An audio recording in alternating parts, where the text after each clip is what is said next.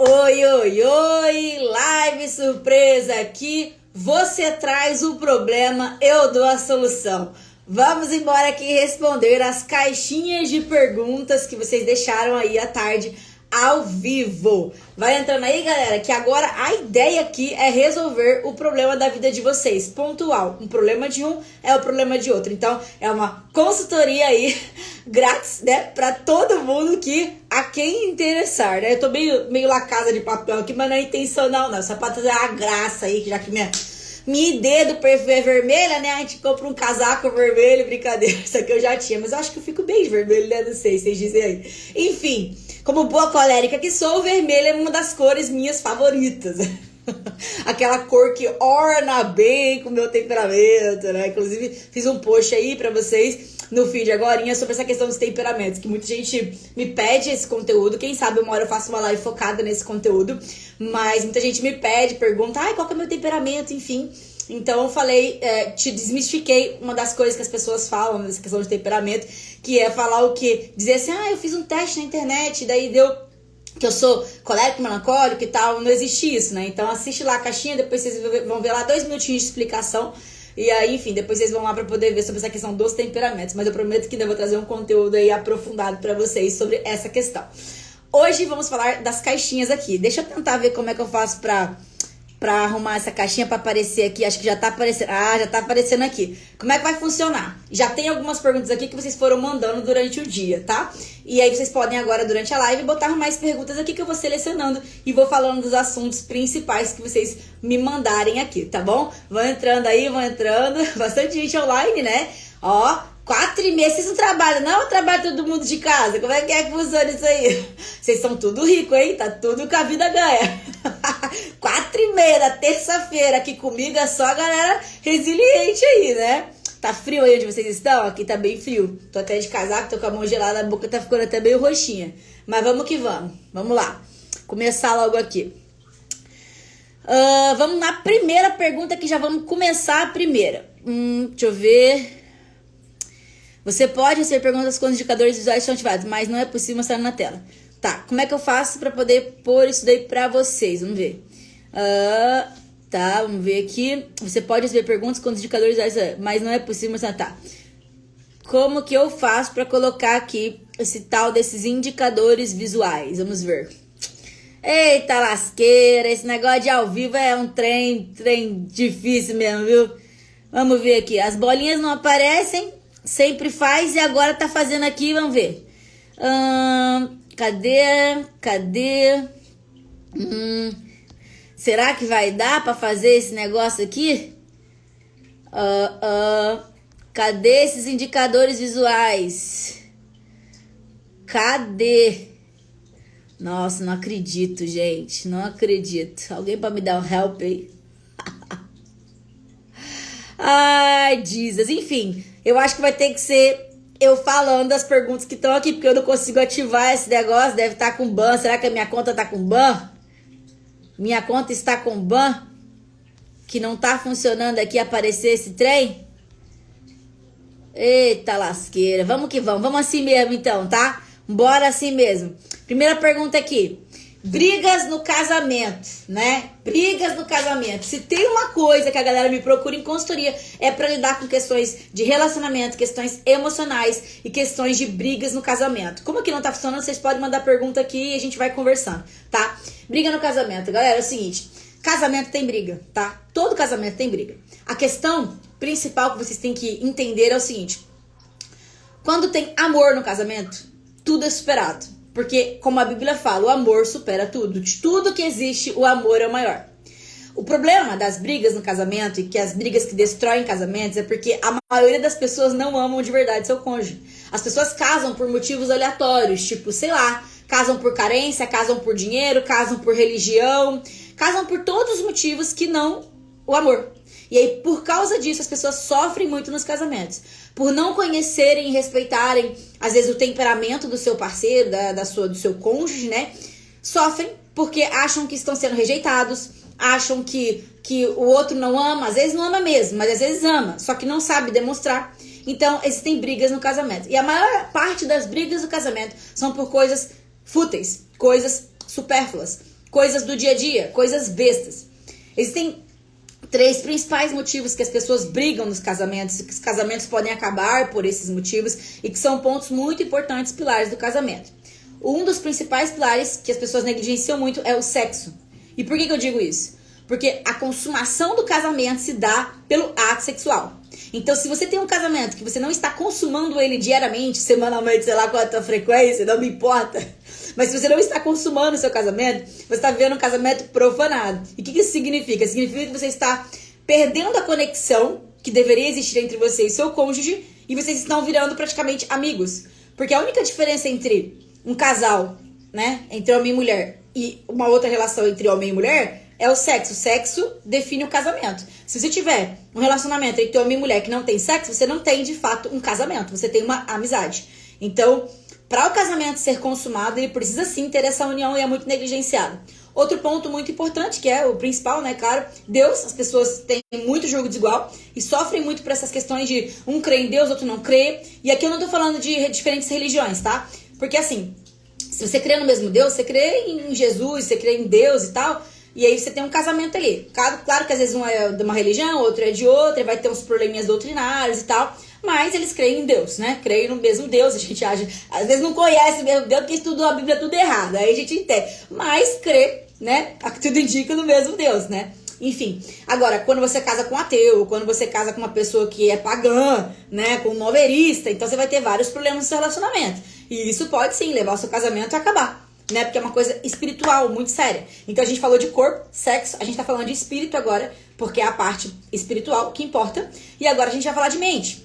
3 pilares que são muito rejeitados e negligenciados no casamento. São 3 coisas muito importantes: mente, corpo, né? Corpo, no caso, primeiro que a gente falou, sexual, união sexual.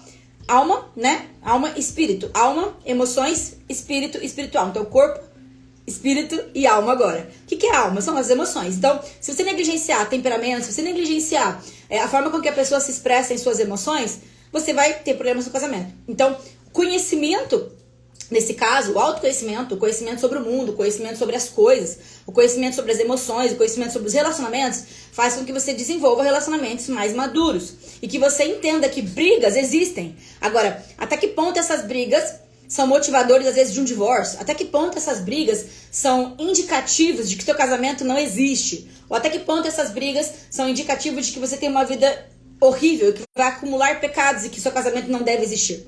Né? E a maioria das pessoas, né, ainda nesse assunto do casamento, elas se casam, elas não sabem o que elas estão fazendo. Elas são muito novas, elas são muito imaturas, elas nem sabem o que é amor. Muitas das pessoas não receberam amor na infância, né? Eu costumo dizer isso muito em consultoria, que a maioria das pessoas, se elas tiveram amor na infância, já é um bônus, porque hoje em dia é mais fácil não ter amor. Hoje em dia o comum é você não ter amor. Se você foi amado, se você teve atenção, aí sim, isso daí é tipo uma exceção hoje em dia, né? Então todo mundo sofreu em algum ponto na infância. E aí as pessoas carregam isso a vida inteira e carregam para os seus casamentos.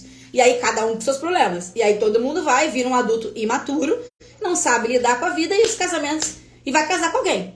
E aí tem aquela questão que eu sempre falo também em consultoria, que é o quê?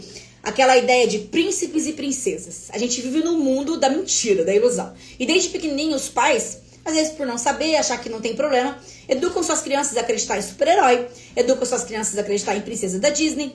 E aí todo mundo cresce achando que existe princesinha e precisa alcançar uma certa perfeição, que isso não existe. E os homens crescem querendo ser príncipes, né? Se fosse por isso só, tipo assim, estou com bons pensamentos e quero ser uma pessoa melhor e por isso eu tenho essas inspirações, príncipes e princesas. Por aí até e tudo bem. Só que não é assim que funciona, porque o ser humano não é um semideus, o ser humano não é um príncipe, não é uma princesa. Então a gente cresce com essa idealização e quando a gente casa, a gente vai olhar pro nosso marido e a gente vê que ele não é um príncipe. Vai olhar pra mulher e ver que ela não é uma princesa. São 2 seres humanos cheios de defeitos, cheios de problemas pessoais, cheio de história pra trás, de traumas, enfim, BO. E aí vai querer uma perfeição. Então, desanima, né? Aí cai na ilusão, no namoro, tudo maravilhoso, não tá convivendo todo dia, a mulher tem TPM, no dia que ela tá de TPM ela não encontra o cara, e aí na hora que casou, tá lá, TPM, todas as fases, o cara tá puto porque, sei lá, não tá com o músculo que deveria estar, a mulher tá na TPM, tem os trabalhos de afazeres domésticos, tem o financeiro também, que é uma coisa que é muito negligenciada pelos casais, não tem sabedoria, não tem administração do lar, não sabe administrar seus recursos. E uma outra coisa também dessa questão financeira é que as pessoas, quando elas casam, elas têm que entender que elas casam. O casamento é isso aqui, ó. Unir os dois, tá? Casamento, unir os dois. Se uniu, uniu tudo. Uniu problema, uniu felicidade, uniu dívida e uniu dinheiro. Então, na parte material, existe muito problema, porque os casais, eles querem casar, eles querem fazer sexo, mas eles não querem unir contas. Então, você ganha seu salário é seu. Aí o homem, meu salário é meu. Aí tem aquele negócio, um ganha mais que o outro e tal. Não sabe administrar financeiramente o seu lar. Então, fica com aquela individualidade. Então, se você casou, cara, não tem mais individualidade, tá? Você pode ter o seu momento ali, meio introspectivo, beleza, não tô falando disso. Eu tô falando de individualidade em relação a todas as decisões da vida. Você vai comprar, sei lá, uma escova de cabelo, vai ter que conversar com o marido. Olha, vale a pena comprar isso aqui? Será que a gente poderia comprar agora e tal? Não tem mais uma decisão particular. O marido não vai chegar pra esposa e falar assim, olha só, eu decidi comprar um trem aqui pra poder usar, tá bom? Vou debitar da conta lá. Não existe isso. O que você vai comprar? Por que você vai comprar? Vamos conversar. Não é assim. Mesma coisa a mulher. Ela não pode chegar e falar assim, eu vou comprar isso aqui e tal, porque eu vou no salão gastar todo o meu dinheiro, sei que. Não existe seu dinheiro, existe nosso dinheiro. Então, todas as decisões do casal precisam ser unidas. Casamento, união completa, tá? União de problemas, união de felicidade, união de tudo. Então, esses são um dos motivos pelos quais o casamento das pessoas está acabando, o casamento das pessoas não é feliz, as pessoas ficam a vida inteira casadas com uma pessoa acumulando pecados. Muitos ficam em depressão, muitos querem tirar a vida, porque às vezes cai naquela história de, não vai, tipo assim, não posso me divorciar, tá? Divorciar é uma bosta. Se você se divorciar, você vai ter vários problemas, né? Não é uma coisa fácil, não é uma coisa simples, é sofrido pra todo mundo. Porém, em alguns casos, não tem o que fazer. Ou a pessoa se divorcia, ou ela acabou a vida dela, ela vai morrer, vai se jogar num prédio. Então, existem casos e casos que têm que ser analisados. E é isso que muitas das vezes as pessoas me procuram para poder conversar em consultoria. Algumas pessoas me procuram para eu validar o divórcio. Eu não vou fazer isso, eu não vou validar o divórcio, né? E algumas pessoas me procuram para eu validar relacionamentos. Eu não vou validar. Eu não valido nada em consultoria. Eu te apresento todas as possibilidades e tudo que envolve o seu relacionamento. Eu escuto toda a tua história e eu me coloco no seu contexto, eu me transporto para a sua história, para a sua vida e vou lá e resolvo o seu problema. Dou pelo menos a recomendação de como resolver. Agora, se você vai seguir ou não, aí já são outros 500, né? Outros 500. Mas quem segue, sim, tem muitos resultados, porque é fruto de muito estudo, de muita experiência, né, pessoal. Enfim, e muita coisa que a gente vê que aplica e funciona, tá? Baseado em todos esses conceitos que eu falei aqui. Então, sobre casamento, entenderam? Mais alguma dúvida sobre casamento, manda aqui nos comentários, tá? Sobre a questão bíblica, né, de casamento, de divórcio, de segundo casamento, isso daí é uma coisa assim que a gente nem tem o que falar. É claro que se você casar com uma pessoa é pra você ficar a vida inteira com ela. Só que isso seria o melhor dos mundos, a coisa mais maravilhosa do mundo. Mas isso não acontece em alguns casos. Então, se não acontece em alguns casos, você vai fazer o quê? Você vai lá, vai dar um tiro na cabeça? Não vai. Então, você vai resolver o problema como adulto. Então, se você se casou e de fato aconteceu coisas insuportáveis, né, nessas questões, seu casamento está profanado por algum motivo, você vai ter que tomar uma decisão. Ou você continua e faz o que tem que ser feito, ou você divorcia e já era. Vai estar tá pecando? Claro que vai, porque você deveria estar com essa pessoa. Só que, como eu sempre falo aqui, a questão do segundo casamento, que nem as pessoas falam assim, tá em pecado de adultério, tá vivendo, não existe esse negócio, tá? De viver em adultério. Já falei muito isso aqui, mas vou falar aqui nessa live hoje porque a gente tá falando desse assunto do casamento primeiro. Começamos por esse assunto. Não existe viver em adultério. A pessoa, quando ela se separa, né, de uma pessoa e casa com outra, ela comete o adultério. O que significa? Qual que é a diferença?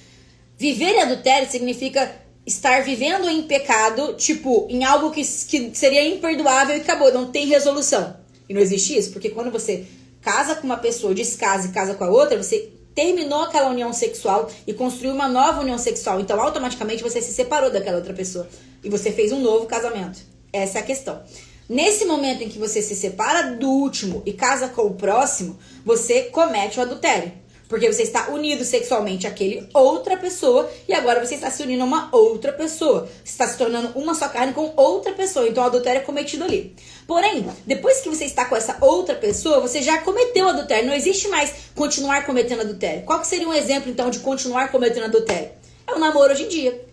Porque o namoro é assim, a pessoa namorou, separou, tá namorando outra, isso daí é praticamente viver em adultério, porque todo dia eu tô trocando de parceiro, toda semana, todo mês. Então, basicamente, viver em adultério é você viver trocando de parceiro sexual. Isso é viver em adultério. Agora, cometer adultério, uma pessoa que era casada, no papel, enfim, de qualquer motivo aí, e se separar, e depois casar novamente e continuar com essa pessoa e fazer família, ela cometeu adultério no momento que ela se separou. Então, isso é inegável, ninguém pode defender isso. Agora, qual que é a questão que é defendida aqui neste perfil, e isso ajuda muitas pessoas que carregam mágoas e culpas, enfim. Qual é a questão principal? A questão principal é que não existe pecado imperdoável. Então, se você cometeu um pecado do divórcio, ai, Sueli, mas Deus odeia o divórcio. Sim, ele odeia o divórcio, ele odeia a mentira, ele odeia o egoísmo, ele odeia tudo que é pecado. E você comete mesmo assim. E aí agora que você vai cometer, só porque cometeu o adultério, aí agora perdeu a salvação, né? Então, não caia nessa história do sistema religioso, não existe isso, tá? Todo pecado pro eleito, ele é perdoado. Simples assim. Por quê? Porque quando o eleito comete um pecado, ele não tem uma intenção de pecar, certo? Ainda que pareça que ele tem a intenção de pecar, eu vou lá me casar, vou me divorciar, vou sacanear, vou casar com outro. Ele não tem essa intenção, porque o eleito ele é promovido, a vontade dele vai sendo guiada pelo Espírito Santo. Ele não é livre, ele não tem escolhas livres. Nada que você faz é seu livre. Então, tudo que você está fazendo tem a ver com o Espírito Santo trabalhando em você. Você nasce mal, você é mal. Mas quando você é quebrado pelo Espírito Santo, você começa a andar e trilhar o caminho ali mais próximo à salvação. Então você não peca intencionalmente. Não tem essa questão de, ai, eu vou lá, vou casar e vou divorciar, vou casar de novo, porque eu quero sacanear o mundo. Tipo, não existe isso. Mas o ímpio, de certa forma, ele tem prazer nisso. Então, quando ele se casa sem muita intenção. Ah, deu errado eu ter divorciado, porque ele não tem a consciência do pecado, né? Ele não tem a lei gravada no coração. Então, por isso ele comete essas coisas. Por isso ele vai lá e peca, porque para ele nem é pecado, entende? Pro eleito, pra pessoa que tem fé no Pai, que tem fé em Deus, ela age diferente, ela vai se preocupar, ainda que ela peque, ela vai se preocupar muito com aquilo ali, que ela vai corromper ela ao ponto de ela às vezes querer se matar. E aí a gente cai na questão que as pessoas falam de suicídio. Ah, suicídio pede salvação. É o maior absurdo que existe no mundo. Eu tô incentivando alguém a se matar? Não, obviamente que não. Até porque se você tentar e não é a sua hora, você não vai morrer. É assim que funciona. Porque quem tenta contra a própria vida não tá bem da cabeça. Tá sendo oprimido por demônios. Tem toda essa questão também demoníaca na vida aí. As brechas que a gente sempre fala. Então, não existe essa questão de, ai, eu pequei e agora que eu pequei eu perdi minha salvação e por isso já era. Então, porque Deus odeia o divórcio, eu me divorciei e agora já era. Então eu vou ficar a vida inteira aqui com esse cara, torcendo pra ele morrer. Você quer pecado pior que torcer pela morte do outro? Não, porque daí, biblicamente, se ele morrer, aí eu posso ir lá, honestamente, me divorciar. Eu não tô pecando. Mas você pode, na sua mente, ficar lá torcendo pro cara morrer pra poder você casar com outro, biblicamente correto. Gente, não tem cabimento um negócio desse. Quer dizer, você vai ficar num casamento, tá? Que você tá acumulando pecados, acumulando pensamentos ruins e já está pecando. Porque a Bíblia fala que o pecado começa na mente. Então, se você pensar que uma pessoa deveria morrer, você já matou ela na tua mente. Você não foi lá, agiu. Mas não precisa agir. O pecado começa na mente. Você já tá devendo só de pensar e desejar e querer. Entendeu? Então, não existe essa questão. Se a pessoa tá lá e ela vai lá e ela se divorcia, ela vai sofrer as consequências desse divórcio, ela vai sofrer as consequências do adultério, porque ela vai sofrer, vai ser muito difícil, ninguém quer se divorciar, ninguém quer fazer esse tipo de questão, mas acontece. Então, quando acontece, você vai lá e vai se enforcar? Não, não vai, você vai resolver o problema com maturidade, né, como você tem que resolver. E todo mundo carece da misericórdia do Pai, então todo mundo depende da misericórdia, em maior escala e em menor escala. Tá? Então não existe essa assim, porque ele se divorciou, porque ele é homossexual, porque todo mundo tá pecando. Em algum momento você tá pecando. E sempre você vai necessitar da misericórdia do Pai. Você não consegue não pecar. Em alguma escala você vai pecar. E é nisso que tá a graça. É nessa pegada que tá a graça. Que a galera que é religiosa não entende. A galera que segue o evangelho humanista não entende que ninguém merece salvação. Todo mundo merece o lago de fogo. Se tem alguma coisa que te merece, é o lago de fogo, não é a salvação. Então, não adianta você fazer algo para merecer. E também não adianta você fazer algo para desmerecer. Porque se ninguém merece, se é um presente, Yahweh vai dar para quem ele quiser. Em quem ele quiser, ele vai fazer cumprir a salvação. Cumprir o caminho da salvação. Entendido? Dúvidas sobre casamento, acho que tá finalizado esse assunto, né? Já falamos aqui. Uma questão também que envolve a questão dos relacionamentos e casamento é fornicação e namoro. Muitas pessoas me perguntam assim, Suelen, mas... Então, o que seria a tal da fornicação, né? Se a pessoa vai casar, eu já falei que casamento é sexo. Daí já todo mundo sabe aqui da questão de que casar no papel é uma questão burocrática, você pode fazer se você quiser, mas não é nenhuma ordenança bíblica. Você também não precisa fazer um ritual na igreja se você não quiser. Casamento é unir, deixar pai e mãe se unir em uma união sexual com a pessoa, né? Infidelidade, responsabilidade, entregando sua vida pra Deus e tal, e saindo da casa dos seus pais. Você não pode ficar lá, você tem que sair, você tem que deixar pai e mãe. Igual Isaac e Rebeca fizeram, igual exatamente tudo que acontecia na Bíblia, né? Aí as pessoas falam assim, mas tinha casamento na Bíblia. Tá, nos moldes judaicos tinham festas de casamento, mas aquilo ali não era a consumação do casamento de fato. Eram festas de casamento, como pode ter uma festa por qualquer motivo. Ganhei um óculos, vou fazer uma festa pelo meu óculos, entendeu? Pode fazer qualquer festa, entendeu? Agora, o casamento em si, perante Deus, ele é consumado na união sexual, né? Na união sexual, deixando pai e mãe. Então, o que seria então a fornicação, né? Se a gente aprende na igreja que a fornicação é quando não casa no papel, quando não vai lá e tal. A fornicação, de fato, é um namoro. O que é? A pessoa fica fazendo sexo com alguém e não tem união com ela. Não tá casado, não tá na mesma casa, não tem divisão de nada, não tem vida sendo dividida. Isso é fornicação. Então, o namoro que a gente conhece hoje, validado pelo sistema religioso, é fornicação. Isso é fornicação. Agora, o casamento que a pessoa vai lá e se une, tudo isso é um casamento. Não precisa necessariamente de papel, tá? Se quiser fazer, pode fazer, porque é uma questão burocrática. Tem filhos, tem dinheiro envolvido, tem um monte de coisa, você faz se quiser. Agora, dizer que a Bíblia obriga isso? Não, jamais. Você já tem um casamento se você escolher se unir com uma pessoa, tá? Também não precisa de aliança. Aliança, eu já falei pra vocês, é coisa pagã. É símbolo pagão. E antigo lá, é coisa antiga. Já falei na minha live do catolicismo sobre isso. Se você quiser ver depois com detalhes, veja. Mas você não precisa nem usar uma aliança, porque a aliança do casamento é o sexo. Consumado no sexo. Isso é a aliança do casamento. É a união sexual, tá? Então, tudo de em torno disso, tá? Porque é muito séria essa questão. E é por isso que quando eu falo a questão de filhos, da questão de famílias, de formar família, isso é muito sério. O sexo, ele serve pra ter prazer também, mas também pra gerar filhos. Então, se você faz sexo, sabe que você pode gerar filhos. Agora, as pessoas estão querendo fazer sexo sem gerar filhos. Elas querem só o prazer. Como tudo na vida do ser humano, ele quer prazer. Ele quer a busca do prazer o tempo inteiro.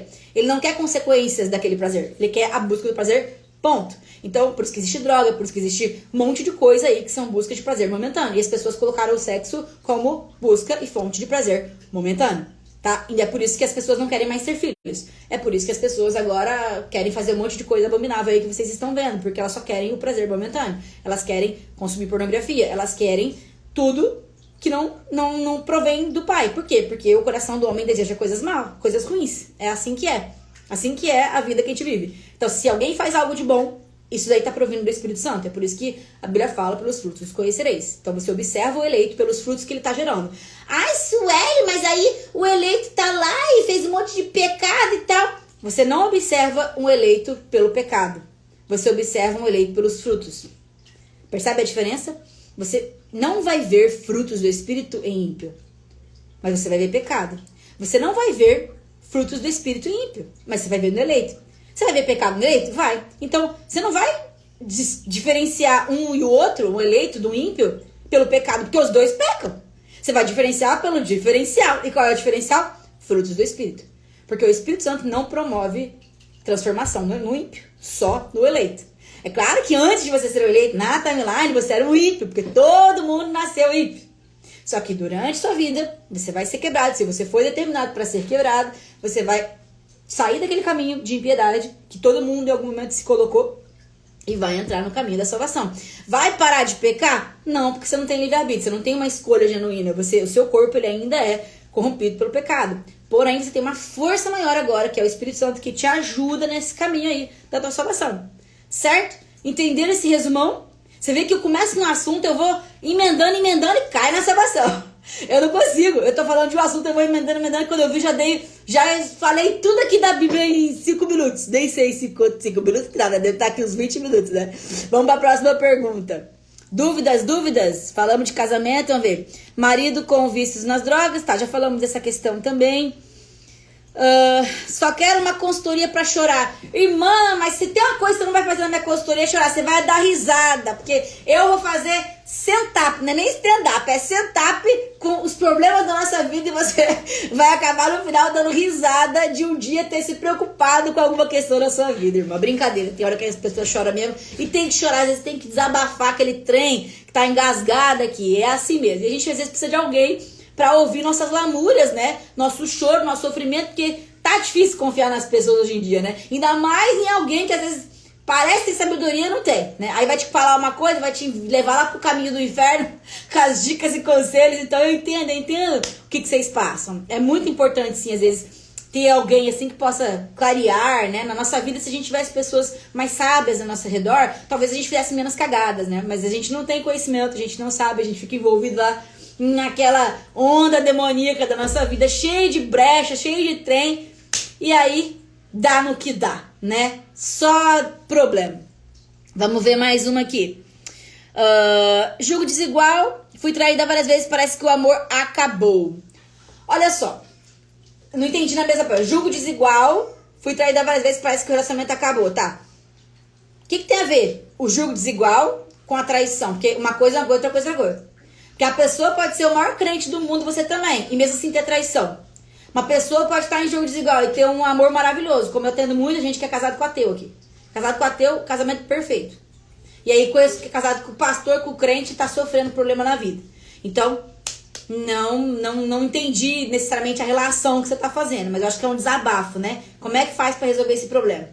É assim, minha irmã, tem coisa que cada pessoa vai ter limites maiores, né? Então, eu, Suelenzinha, não dou conta de ser traída. Se eu for traída alguma vez, não é nem porque eu não vou perdoar, eu perdoo a pessoa que me traiu. Mas eu não vou dar conta de conviver com ela, imaginando na minha cabeça que sempre ela vai poder me trair de novo. Mas não quer dizer que isso vai acontecer. Mas na minha cabeça, isso é uma questão, se traiu uma vez, se teve a oportunidade de cair e caiu, que não diz, quem que me garante que não vai cair de novo, né?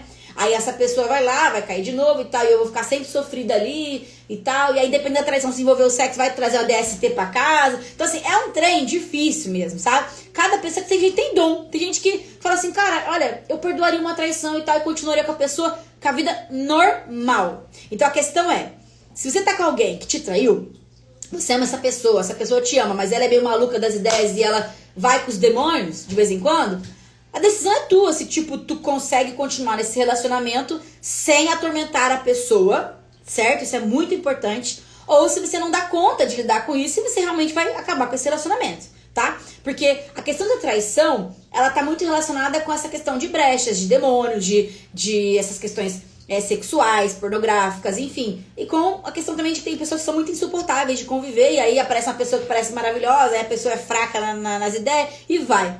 Só que a questão da traição, pra quem perdoa, é uma questão de se você escolher perdoar uma traição, ou saber o que eu tô falando, se você escolher perdoar uma traição, tá? Dentro de você, não atormente o seu cônjuge nunca mais com esse assunto. Entenderam o que eu quis dizer? Então você tá com seu marido, você tá com a sua mulher, te traiu, você decidiu perdoar, ela te contou, chorou, ele contou, chorou, te ama e tal, tem filho e tal, caramba. Você decidiu continuar. Então você nunca mais, em nenhuma discussão, em nenhuma confusão, você vai virar e vai falar pra essa pessoa, mas aquele dia você me traiu, seu safado. Nunca mais. Porque se você perdoou, você não tem o direito de jogar na cara da pessoa aquilo ali. Certo? Então é uma decisão. Se você dá conta de, nunca mais falar, jogou fora, perdão, limpou, apagou, vamos viver normal? Começar do zero? Beleza. Se você não tem esse dom, minha filha, a decisão é tua, se tu continua, se tu termina, mas você não tem o direito de depois lá na frente jogar na cara da pessoa que você um dia perdoou uma traição, tá? Isso é safadeza, isso daí é uma coisa assim que eu não sei nem o nome pra dizer aqui pra você o que é. Mas é se sentir um semideus, tipo, eu te perdoo, mas na hora que eu precisar vou usar esse negocinho contra você porque você tá me devendo pro resto da vida. Ninguém te deve nada, lembre-se sempre, tá? Beleza? Dúvidas? Vamos lá, vou passar pra próxima aqui. Ouvi que quando a pessoa é cremada, ela não tem direito nem a julgamento. Cara, eu não sei de verdade de onde que vem esses trem desse povo que falam uns negócios assim, que tá, foi cremada, a pessoa foi cremada, daí não tem direito a julgamento. Por quê? Porque Yahweh não tem a capacidade de juntar as cinzinhas da pessoa e refazer o corpo, né? Subiu do mundo, jogou no mar, né? E aí, tipo, eu não sei de onde, acho que as pessoas realmente elas não conhecem assim, a magnitude do Deus que elas creem. Talvez elas nem conhecem o Deus que elas creem, né? Acho que é isso, porque pra falar um trem desse... Agora, vai ser cremado? Sei lá, morreu. O que vai acontecer depois que você morreu é só aguardar, entendeu? Não tem essa de tipo, perdi, mas primeiro não perde salvação, né? Se não tá falando de julgamento, tá falando de salvação. Então, se a pessoa morreu sem pescoço, daí vai unir o pescoço, mas não pode unir as partículas dos átomos que foram dissimuladas no ar. Não faz sentido nenhum, gente. Não faz sentido nenhum. Desculpa, não tem nem muito o que comentar disso aí, não faz sentido, tá? Agora lá, 8 anos, vocês viram que a maior parte dos problemas aqui é de relacionamento? As pessoas sofrem muito pelo relacionamento, cara. É impressionante, cara, impressionante, ó. 8 anos juntos, uma filha, brigas à toa por causa de desconfianças que não existem, maldito colérico. Agora vamos lá sair em defesa dos coléricos. Brincadeira. Gente, olha só. Agora vamos, esse assunto, a gente vai ter esse assunto aqui agora. Vai ter essa conversa aqui. Vou até ler a pergunta de novo pra vocês entenderem o negócio aqui que é difícil. Olha lá.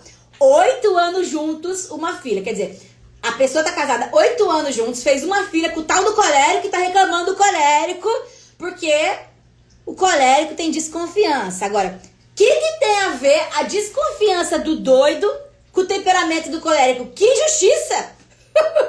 Que injustiça com os coléricos, gente. Não tem nada a ver uma coisa com a outra.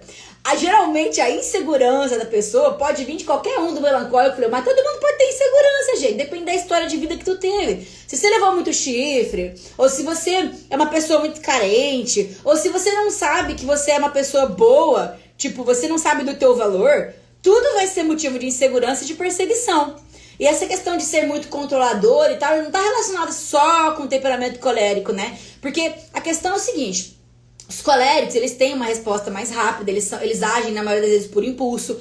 Porém, essa questão, se ela for bem aplicada, o cara vira um líder, o cara lidera uma família, cara. Se tu quiser, às vezes tu tem um pai de família, um patriarca com fleumático, que tipo, não vai de jeito nenhum, é muito melhor ser uma mulher fleumática que um cara colérico, entendeu? Se tem um temperamento que seria ótimo pra ser patriarca, é do colérico. Só que todos os temperamentos vai ter o lado bom e o lado ruim. Por que lado ruim? Porque dependendo do jeito que você coloca aquela característica, ela vira confusão. É como eu digo, o fogo, ele pode aquecer numa noite fria, mas ele pode queimar tudo, quebrar tudo e desfazer tudo. Então a forma com que você lida com seu temperamento é a forma com que você vai conseguir melhorar as suas relações humanas. Não existe isso, eu faço isso porque eu sou melancólico, eu faço isso. Não. Quem usa o temperamento para justificar a sua inércia, as suas atividades, os seus impulsos, tá errado. Tá procurando justificativa no temperamento para poder dizer assim, para continuar no seu erro, entendeu? Se o colérico, ele é uma pessoa que ele responde muito rápido, que ele tem mania de controlar por causa dos aspectos dele, e ele, tipo, é uma pessoa mais reativa, mais explosiva, não importa se ele tem esse impulso, ele pode controlar. A Bíblia fala que a gente tem o domínio próprio através do Espírito Santo. Então, eu sou colérica, e se eu quiser, eu quebro tudo aqui. Se eu quiser, eu fico a pessoa mais paz de Deus do mundo. Tá entendendo? Por quê? Porque através da transformação do Espírito Santo na nossa vida, qualquer temperamento pode ser moldado pro lado positivo. Então, as pessoas costumam focar nos pontos negativos dos temperamentos, né? Nos pontos de melhoria dos temperamentos. Mas, o colérico, ele faz e acontece. Ele é um líder nato, é um cara que leva nas costas, super resiliente. Quem não quer um temperamento desse do lado? Né? Poderia falar de cada temperamento aqui pra vocês. O sanguíneo, aquela pessoa social, aquela pessoa que se importa com as emoções humanas, que tá ali em todas, sabe? Aquela pessoa que não deixa passar nada batido, ela não deixa um melancólico sofrer. Um sanguíneo não deixa um melancólico sofrer. E ao ponto que o melancólico é profundo. Não é uma pessoa superficial que vai pegar uma informação e beleza e passou batido. Cada pessoa tem uma função na sociedade, tem uma função no seu temperamento. E assim também no lar. Então não adianta pegar e falar, ele só fez isso, ele me maltratou porque ele é um colérico. Não. Ele tá te maltratando porque ele não te ama. Ele tá te maltratando porque ele tá cheio de trauma na vida dele, ele não sabe lidar com o próprio temperamento. O fleumático, mas o fleumático, ele demora até a resposta, ele é muito lento, meu marido não sai de casa, não faz nada. Dependendo dos casos é bom, porque a maioria dos maridos quer sair, quer gandaiar, o teu ficar quietinho em casa assistindo TV, tá ótimo. Só que assim, as pessoas têm a tendência de procurar problema onde não tem. Ou de pegar todas as características e jogar pro BO. Porque quando ela tá com raiva de alguém, se você tiver com raiva de mim, você vai falar, nossa, a voz dessa menina é irritante. Nossa, mas ela fala de um jeito que me irrita. Nossa, mas pra que esse cabelo enorme lá no pé? É da congregação? A pessoa vai arrumar todos os problemas que não existem, o que existe aqui na cabeça dela existe, pra me criticar. Então é assim no relacionamento, vocês são implicantes, tá? Todo ser humano é implicante em algum momento.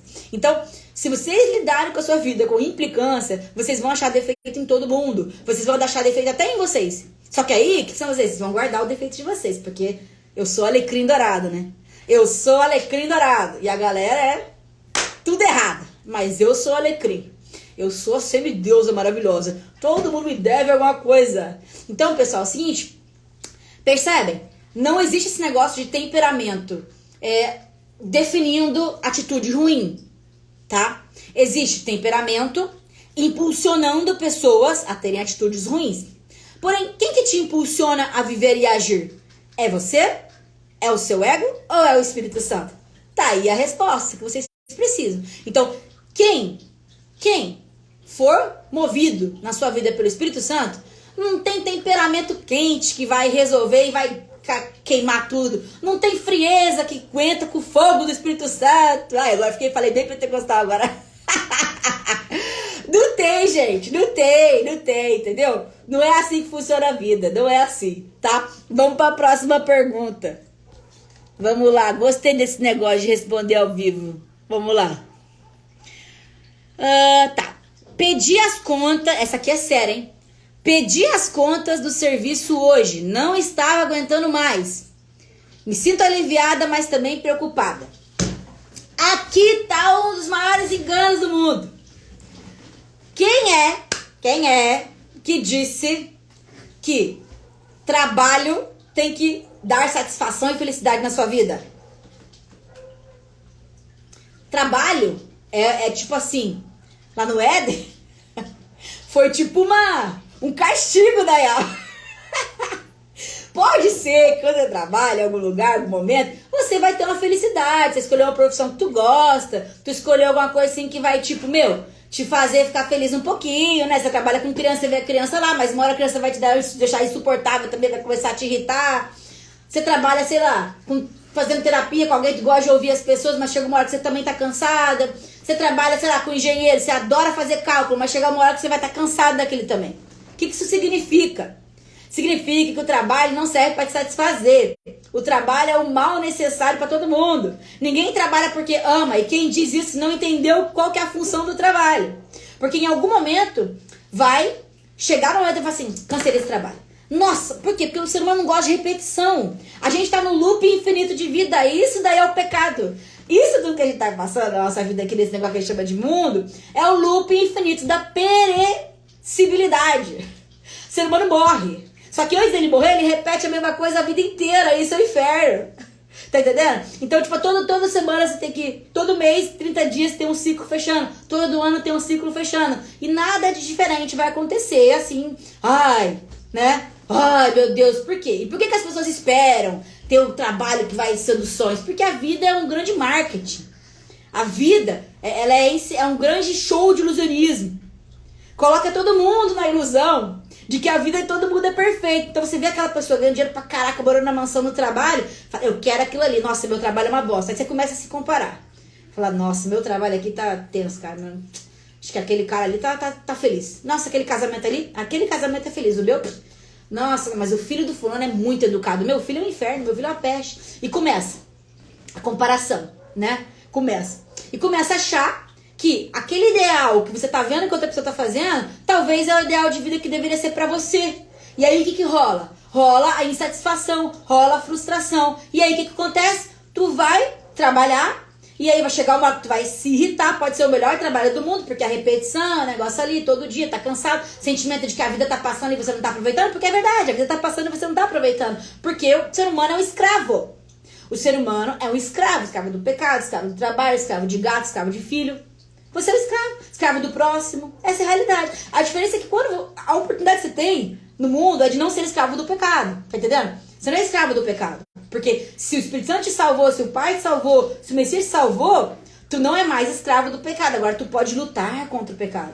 Mas tu é escravo do resto do mundo. Ou tu acha o quê? Teu gato acorda, já começa a miar, você tem que dar ração, ele depende de você. É uma escravidão. Você tem que servir o gato. Você tem que servir seus filhos todo dia ali. Você querendo ou não, você tá acordando, tá ajudando, tá cansado, não importa, tem que ir mesmo assim. Escravo. Trabalho, tô cansado, não, tem que ir mesmo assim. É uma obrigação, uma função social. Você precisa botar dinheiro em casa, porque a vida é assim, tem que ter dinheiro, tem que pagar, as coisas não são de graça. Então, se você entender a relação do trabalho, você entende de fato que ele não precisa te satisfazer. Se em algum momento ele te deixar feliz, se no seu trabalho você encontrar um puta propósito, meu, beleza, vai, porque você pode até ter um momento de felicidade. Agora, a função do trabalho não é te fazer felicidade. Então, se você procurar isso, você vai trocar de emprego, você vai trocar de chefe, sempre outro chefe vai te irritar, você vai amar outro chefe na hora que você conhecer ele, daqui a um tempo ele vai te cobrar mais, você vai se irritar, porque ninguém gosta de cobrança, e dependendo do seu temperamento, você vai gostar menos ainda de cobrança, né? Então, isso tudo na sua vida vai ser uma coisa que você vai ter que trabalhar, vai ter que entender. Quando você vai amadurecendo, você vai entendendo o que é ser um adulto, você vai entendendo o que é ter uma questão assim, mais obrigação, né? Tem coisa que é pra ser felicidade. Vou fazer uma viagem, vou gastar meu dinheiro na viagem. Pô, é pra eu ser feliz. Ninguém vai comprar uma viagem pra ser infeliz, né? E pode ser que aconteça as coisas lá e você vai ser infeliz, você não tá no controle. Mas a sua intenção, quando você compra uma viagem, é ser feliz, né? A sua intenção, quando você casa, é você ser feliz.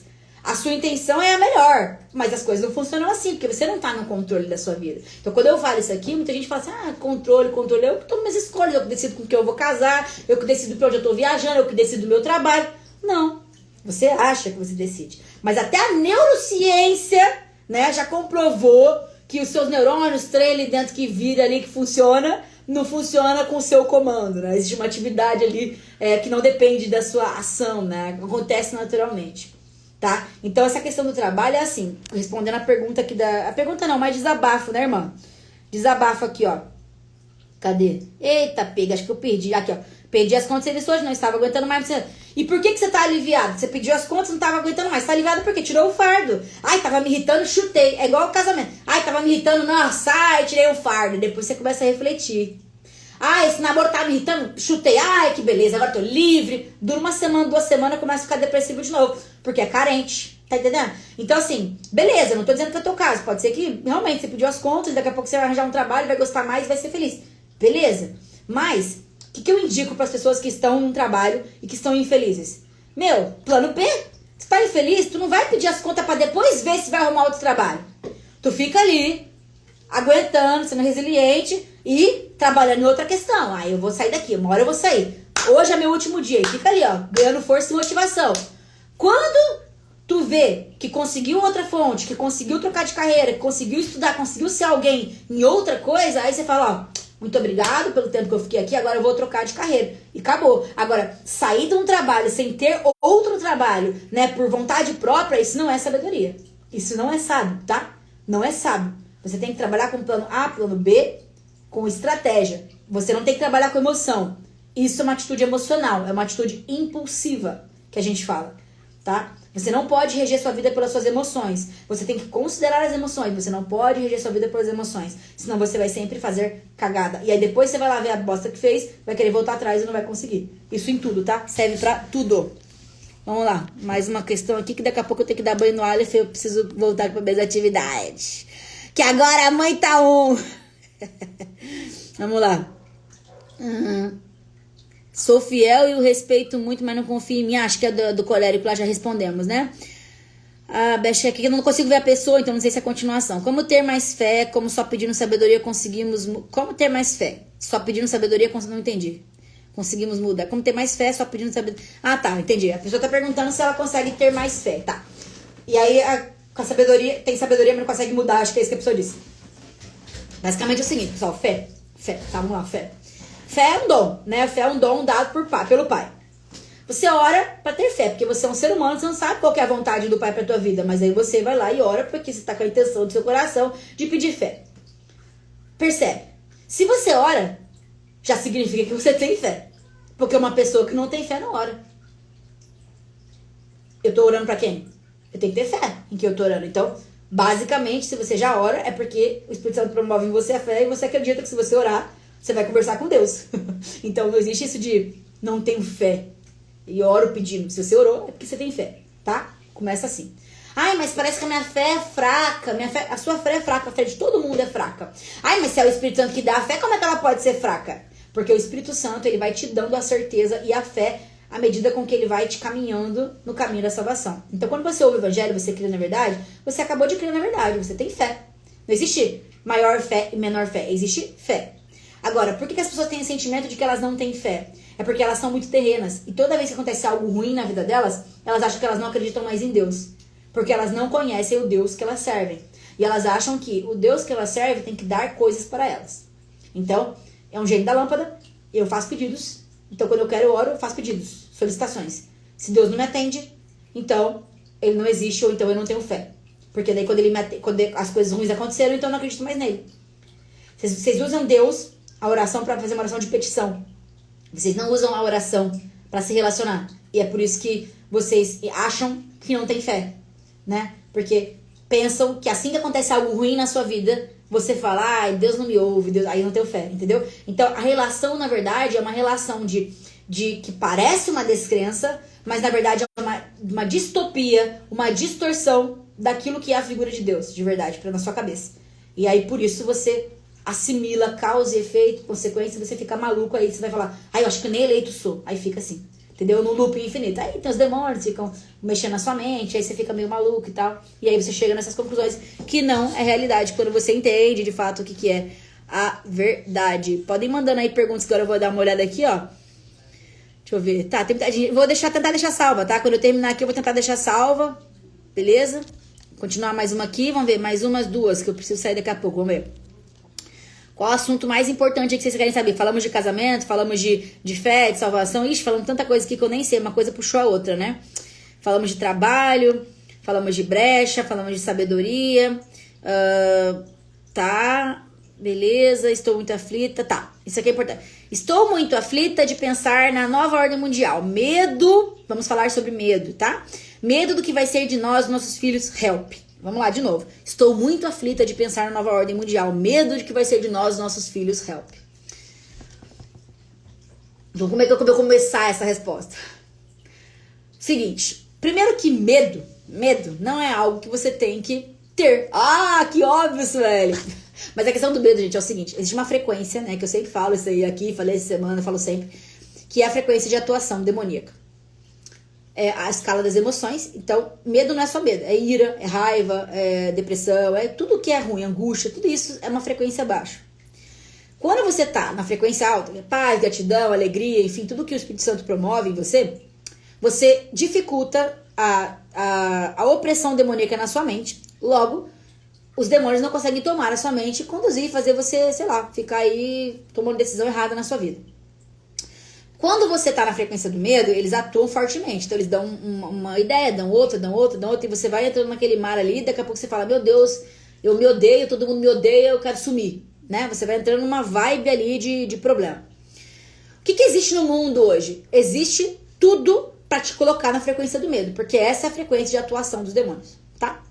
Então, já que essa é a frequência de atuação dos demônios, tudo, a televisão, às vezes até alguns canais aqui na internet vão te colocar nessa frequência do medo, às vezes mesmo sem saber. Então, o meu conselho pra você que tem medo da nova ordem mundial, que tem medo das coisas, e tem medo do que vai acontecer com seus filhos, é entender que o seu medo ele é inexistente. Porque a gente só tem medo de algo que dá do futuro quando a gente controla algo. Se tem algo que eu preciso tomar decisão, né? A decisão que eu tomar agora vai definir a minha vida. Pô, eu tenho medo, cara. Aí vai me dar medo. Puta, mano, tô com uma decisão na minha mão e se eu fizer cagada, lascou. Aí o medo, ele é um medo pertinente. Depende de mim, né? O mundo, as coisas, depende de mim, né? Então, olha que interessante, chegou um trem selo aqui. Isso aqui é dinheiro no Instagram, né? Eita, que beleza. Eu nem uso muito esse recurso, mas ele sempre ativa aqui. Legal, né? Interessante. Obrigada, Cláudio. Enfim, então, qual que é a real? A real é assim, eu vou tomar uma decisão real, coisa que depende de mim, então é normal eu ter medo, pô, dependendo do que eu fizer vai dar errado, tá? Porque eu tô com o pensamento que eu tô no controle da parada. Mas se eu entendo que eu não estou no controle de nada, o medo, ele é inexistente. O medo, ele não sou eu que tô no controle. E quando eu entendo que quem tá no controle é alguém que é infinitamente maior e sabe de tudo e quer o meu bem, ainda que aconteça mal aparente comigo, é pro meu bem. Então, não existe medo nessa situação. Então, por que eu tenho medo da nova ordem mundial? Porque eu acho que a nova ordem mundial age e Deus não tá no controle do mundo. Por que eu tenho medo de qual vai ser o futuro dos meus filhos? Porque eu acho que o futuro do meu filho vai ser determinado pelo que eu fizer e não pelo que Deus colocar na minha vida. Por que eu tenho medo da crise financeira do país, do mundo? Porque eu acho que a minha vida só vai se sustentar se eu tiver uma grande ideia e me virar financeiramente falando. Então eu coloco tudo aquilo, todo o peso de todas as decisões, de todo mundo, de toda a história da humanidade, de toda a elite que controla o mundo, de tudo na minha mão ou não na mão de Deus. Agora, se eu entendo que tudo, a operação inteira, o bem e o mal, tudo está no controle de Deus, o medo não existe mais. Logo, você não entra na frequência do medo. E quando você entra na frequência do medo, você sai. Porque você entende que a frequência do medo é uma ilusão. Colocada pelos demônios, te colocando ali dentro da sua mente, que não para de trabalhar, e que vai te levar à dominação deles. Então você vai agir, começar a agir pelo medo. Aí você, ai meu Deus do céu, nova ordem mundial, vou pra lá, vou sair, vou pro campo, fazer assim. Você tá falando aqui uma pessoa que já foi, quando não entendia, dominado pelo medo, cara.